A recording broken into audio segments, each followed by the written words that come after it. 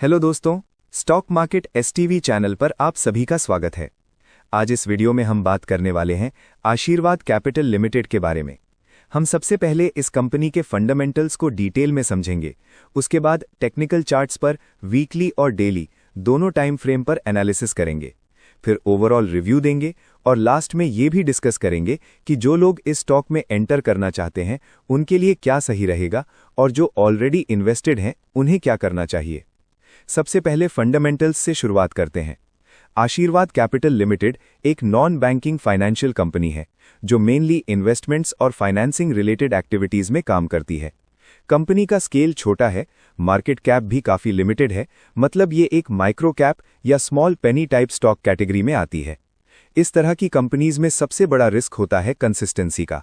Revenue और profit growth अक्सर stable नहीं होती, कभी प्रॉफिट दिख जाता है तो कभी गिरावट आ जाती है।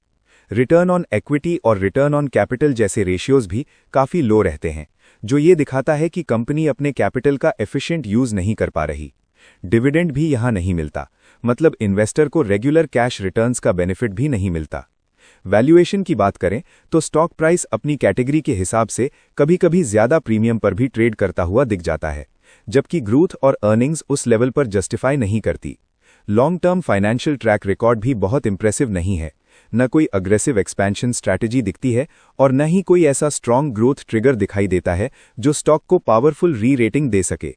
सिंपल शब्दों में बोलें तो फंडामेंटल्स एवरेज से भी वीक साइड पर हैं और इन्वेस्टर कॉन्फिडेंस के लिए कोई बड़ा स्ट्रॉन्ग फैक्टर नजर नहीं आता। अब चलते हैं टेक्निकल एनालिसिस पर। सबसे पहले बात करते हैं वीकली चार्ट की। वीकली टाइम फ्रेम पर अगर ट्रेंड देखा जाए तो स्टॉक लॉन्ग टर्म में एक वीक टू साइडवेज टोन में ही ट्रेड करता हुआ नजर आता है। कोई strong up trend structure, higher high और हायर लो पैटर्न कंसिस्टेंट तरीके से डेवलप होता हुआ नहीं दिख रहा। प्राइस ज्यादातर टाइम कंसोलिडेशन जोन में ही अटका हुआ रहता है, कभी थोड़ा ऊपर कभी नीचे, लेकिन एक क्लियर डायरेक्शन के बिना। ट्रेडिंग वॉल्यूम भी ज्यादातर कम रहती है, जो ये सिग्नल देती है कि स्टॉक में इंस्टीट्यूशनल या स्ट्रॉन्ग पार्टिसिपेशन ज्यादा नहीं है। जब किसी स्टॉक में वॉल्यूम और ट्रेंड दोनों वीक हों तो लॉन्ग टर्म ट्रेंड रिलायबल नहीं माना जाता। अब डेली चार्ट पर आते हैं। डेली टाइम फ्रेम पर प्राइस एक छोटी रेंज के अंदर ही घूमा फिरा करता है।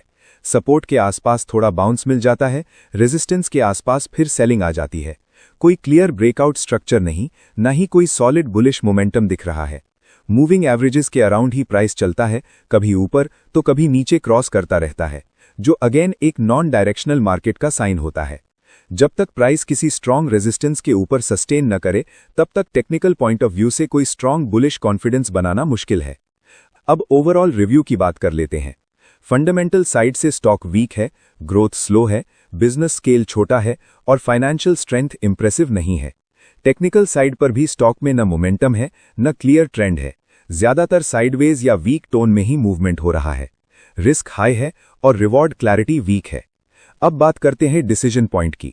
जो लोग सोच रहे हैं कि इस स्टॉक में एंट्री लें या नहीं, उनके लिए सीधी सी बात यह है कि ये stock currently strong investment choice नहीं लगता। जब फंडामेंटल्स वीक हों और टेक्निकल्स भी सपोर्ट न कर रहे हों तो एंट्री लेना सिर्फ स्पेक्यूलेशन हो जाता है, इन्वेस्टमेंट नहीं। इसलिए नए इन्वेस्टर्स के लिए फिलहाल यहां पर वेट करना बेहतर रहेगा।